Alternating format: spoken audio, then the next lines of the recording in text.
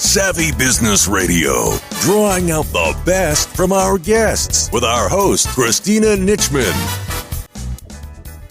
Our guest today is founder and CEO Rhoden Monrose. He moved from his native St. Lucia to New York at the age of 12. Rhoden learned how rewarding it was to help nonprofits while he worked at Citigroup. This prompted him to launch his business, the CariClub, a network including more than 1,000 nonprofit organizations.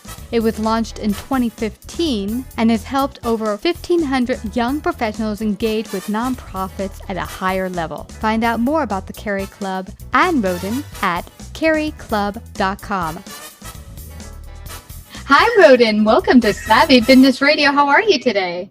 I'm well. How are you doing? So like a really nice day today, actually. Oh my gosh, it's gorgeous. We're both in New York. I'm recording out of here in Brooklyn, but you're in Soho, New York, which I'm often in. Yeah. And it's such a pleasure to have you here. You're the CEO, as you said, of CariClub, which I'm curious for you to share with our audience a little bit about. But share a little bit about your backstory and how you came to becoming an entrepreneur. Yeah. So the funny thing is that like I never thought that like I would have gone down that road. It's something that just kind of like I walked into, so to speak. I used to so I moved to America when I was 12 years old. So that's the thing. And I came from St. Lucia, and I mean it's a beautiful island, the most beautiful island in my opinion. When I moved here, I came up with my sister, and we both lived with our mother, who was living in Harlem. Mm-hmm. And so, like as you could imagine, like the transition from like from St. Lucia to Harlem was different. And going from like a very like small communal town in St. Lucia to New York in a like single parent household in the inner city, that was like another transition. Mm-hmm. And the thing is that like nonprofits kind of played a very important role in our lives. My sister and I, my mom, made it possible for us to have access to opportunity that like most people don't normally get access to. And like hats off to my mom for like finding those organizations and like getting my sister and I to apply to them when we had like no idea like why we were doing it. So like all that like really sort of like weighed into like what eventually led to like the path that I'm on right now. Mm-hmm. My sister and I were able to go to like some like really amazing like prep schools for high school in like boarding schools in different states, and then I like was very fortunate to go to school like Middlesex in Concord, Massachusetts. Mm-hmm. These are all like words I never knew existed like before I came to America. Yeah. And you know what's amazing to me, Rhoden, is that there's a lot of opportunities for all people that people just don't take advantage of or realize exist. And I find it interesting because my mom was born and raised in the Bronx and then came back to New York after my parents got divorced from Virginia. Yeah. And she could not afford to put my brother and sister through private school, and she didn't want to go to public school. So She basically just decided to ask. She went to the Catholic church she had been a part of and said, hey, I want my children to come to your Catholic church, but I have twins and I can't afford them. So she actually made a petition or asked the Archbishop if he would help. And by asking, sometimes you don't know, just by the ask, things open up. And so they offered her a way to do it for her children that was possible for her financially. But I think people don't realize the importance of ask, that, just going out there and just asking. Absolutely. It made a huge difference, massive difference. And like, I really think that like there's something to the experience of just like coming into a space where like you don't know what the norms are and you don't know like are like you just like you're more inclined, I think, to just hey, like let's try this and see what happens. Yeah. And that like worked out well because like my sister ended up going to like another like really cool school in Connecticut. Like fast forward to her, like now she's in Mount Sinai Medical School. She's absolutely crushing it. Like all of that like sort of stemmed from that like initial experience that her and I had of opportunities, doors being opened up that like we did not have. And to your point about going to Catholic school, did a very similar thing. Like the year we moved to Harlem, We went to a public school in Harlem.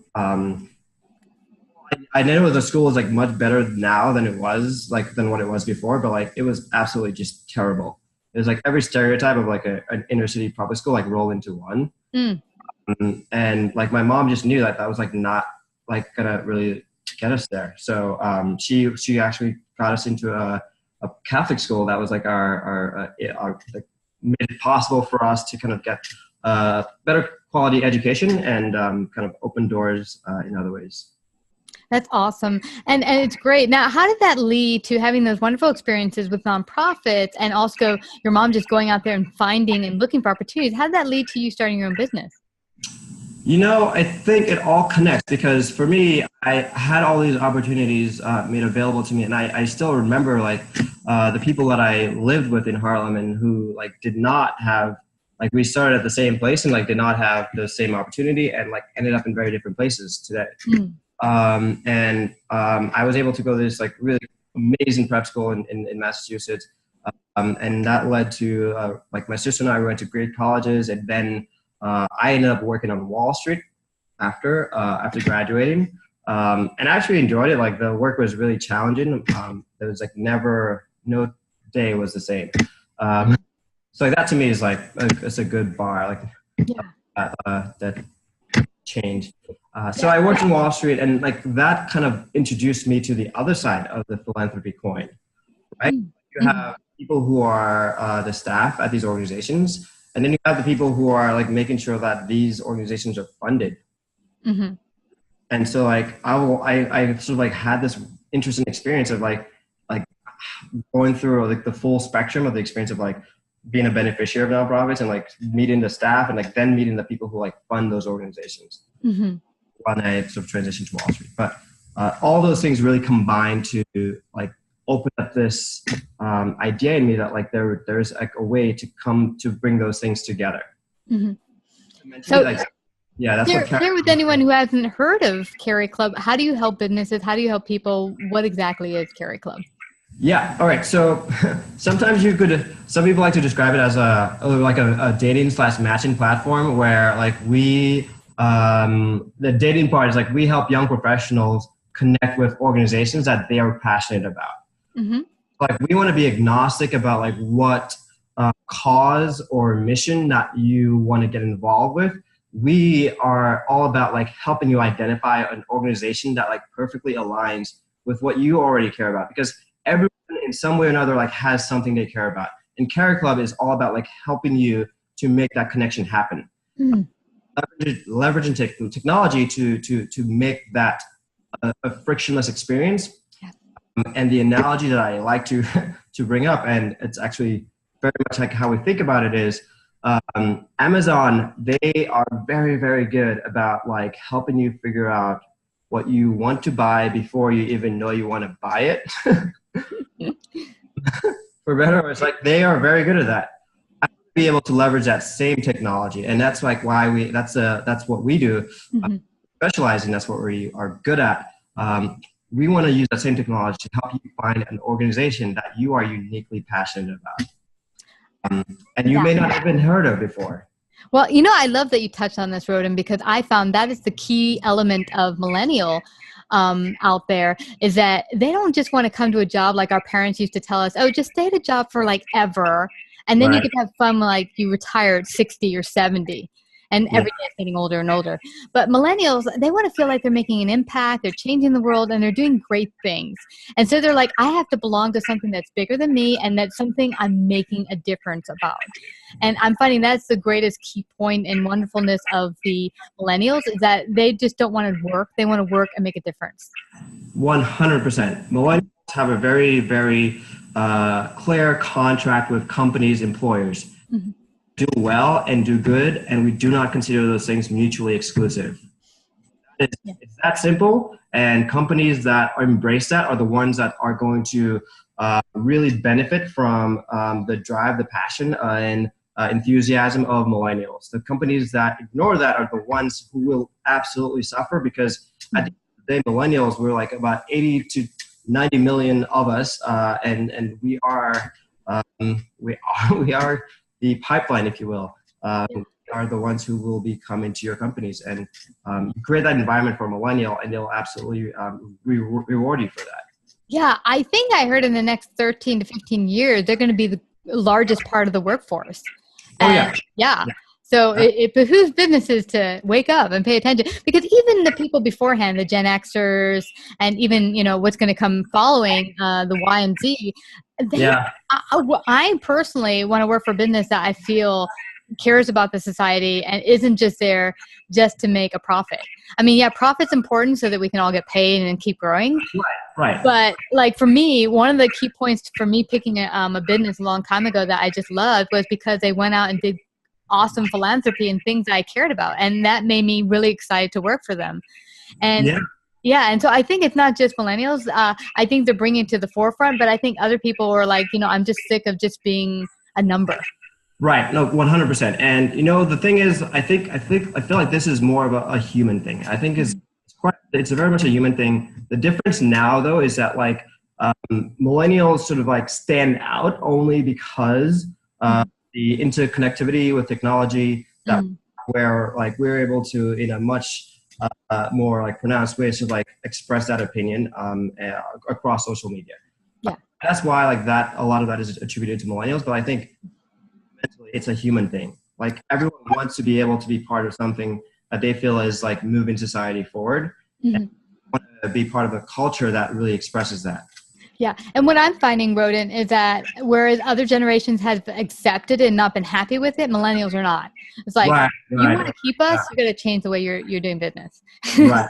Absolutely. 100%. And I think, again, like, it's really part of the role of technology, and that is something that's quite important, because in an age where companies have LinkedIn, where they could sort of like recruit and poach employees wherever they want, it's no longer a competitive advantage to just like do the status quo. Like you as a company, like you really have to do something that makes you appealing to that generation. Many outlets and like connections and networks to find other opportunity and find a greener pastures if they don't feel that they're getting that kind of fulfillment and that purpose at your company. Yeah. Let's talk to another thing that I've come across, which is interesting. I find that some businesses are adding more perks, maybe, free lunches or stuff like that, but no idea or way for their employees to be to have creativity or to really add to the pot. Just come here and be a number and get your free snacks in the kitchen or something. And where I think it's awesome to give bonuses to clients, or to your employees, it can't just be, we're going to give this to you so you're a good little worker bee and never leave your desk. It has to be where you're building a deeper connection with your employees, and hence they're building a deep connection with your customers. Yeah, absolutely. Like 100%. That's so important. And especially like right now today, like companies like need to be aware of that. And if they're not, like, again, it's one of those things, it will become a competitive advantage. Like either you adopt this, or you will not be able to be as competitive as you used to be. And it's really, really interesting, like to see the companies that we're working with right now. After I started the company like earlier on, back in like 2014, there was definitely not that keen awareness of this like demographic shift. Yeah. But like more and more every year that's gone by, that's becoming more like the message is out there. Companies are receiving it, they're hearing it. They haven't quite figured out how to really act on it, but there's definitely awareness and awakening that's happening right now. And some companies will be sort of like earlier adopters than others. And that's really like the really interesting transition. And as an employee benefit, that's a cool thing about CariClub. It's like you are offering your employees the ability, the opportunity to access a platform that helps them connect with something that they're passionate about. As an employer, like, why would you not want to do that? Like, why would you not ever want to know? And like from a data point of view, if you're a company, like, why would you ever not want to be able to like understand like what your employees are passionate about? If you create a culture around that, like that is the thing that's going to give you an edge compared to other competitors. Like, it's really important. Yeah. It's like the beautiful thing where everyone wins. Yeah. Like, benefiting from that like employee engagement, that retention. It certainly helps your brand. But then it also helps the employee because they're able to like connect with something that they're passionate about. Yeah. really helps the nonprofits because they're connecting to this like next generation of talent and enthusiastic talent that like wants to give back, and they don't want to wait until they're managing directors or partners or like whatever. We'll do it right now. Yeah, absolutely. And I like that you mentioned that, because one of the businesses I worked with a long time ago as an employee that I just loved to death was, one of the things they did was twice a year, they would have us go out and do volunteer work they would choose like 5 or 10 different volunteer places. Yeah. And you would spend the day as an employee working there at these volunteer places. But it was so rewarding, and it got me excited to work for them, as well as they also did a lot of philanthropy in the world, as well as also having educational courses of things you might be interested that they would have on the grounds, and just to get you excited about things. And that's one of the things that I think, it doesn't always have to be like snacks in the kitchen or whatever. It can be, let's get the people out there not only volunteering in the community, but getting to know each other as people. Right, absolutely. And 100%, I completely agree with you. I think that companies that offer that are ahead of the curve, and the ones that we're working with right now, they're looking at it in a more nuanced way. It's definitely the same idea, but I think like a 1.0 versus like 2.0, because like the 1.0 version is like, we know that our employees want to get involved, and like we want to like sort of really make that opportunity easy for them. I think the 2.0 way of looking at this is we want to get to know that employee as an individual, right? Each employee has something that they're passionate about. It may align with like one of those 5 organizations that we want to work with for a volunteer day. Mm-hmm. But like, how do we do it in a scalable way? Like, how do we offer them an opportunity to connect with something that they care about, so they feel empowered to like find that opportunity that's really aligned well with them. Mm-hmm.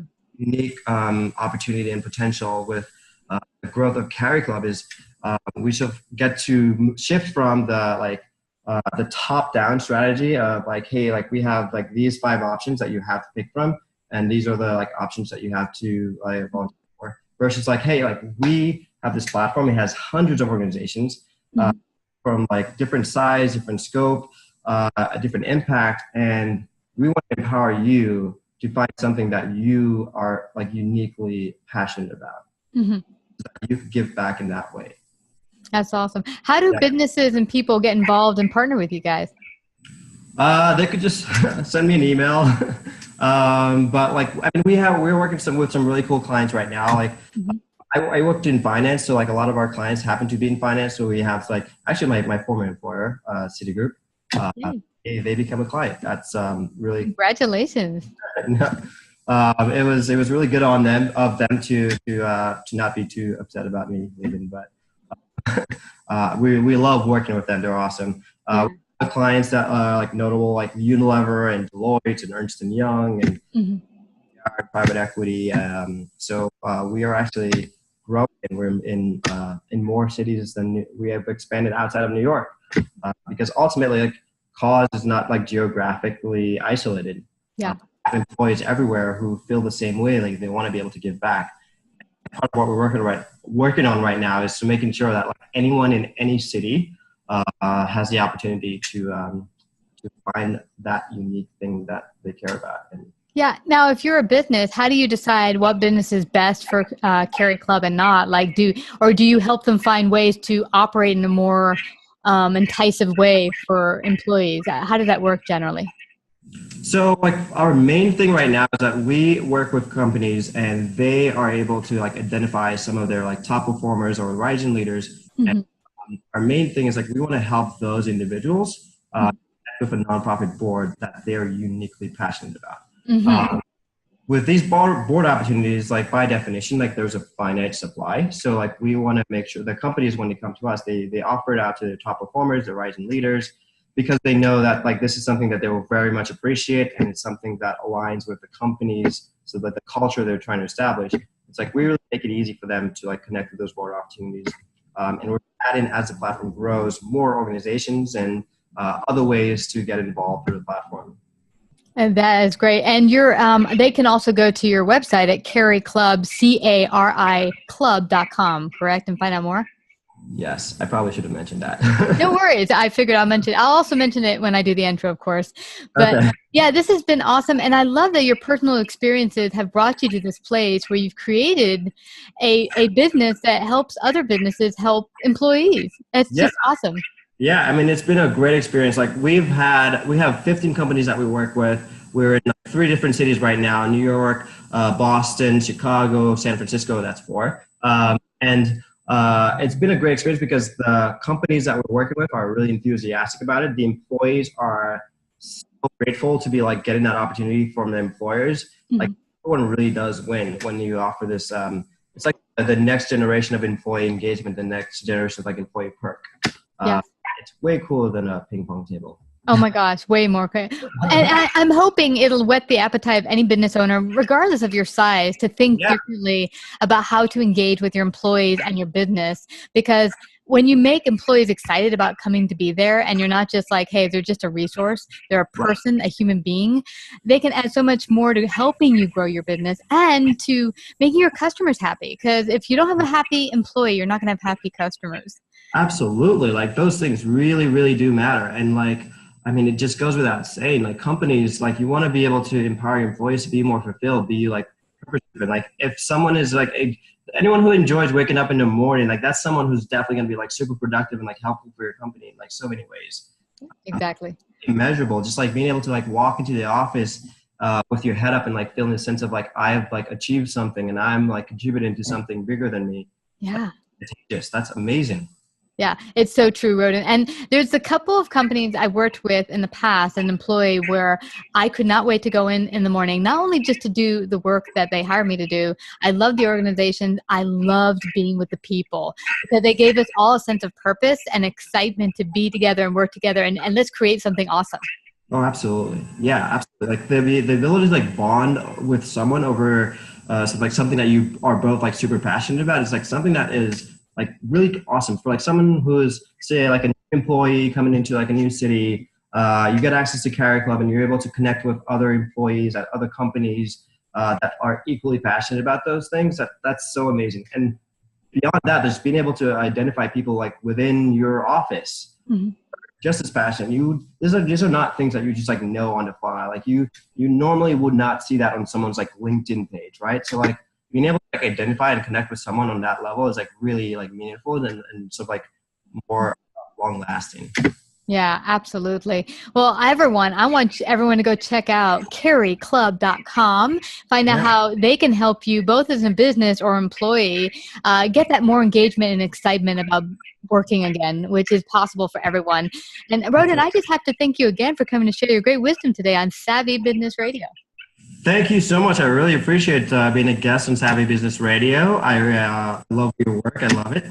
I listen to your podcast and yeah, really cool. And one of the things that like CariClub, by the way, at like boarding school that I went to, this prep school, I took Latin for 4 years. Whoa. Caritas is the Latin word for charity. So people always ask me like, where does that name come from?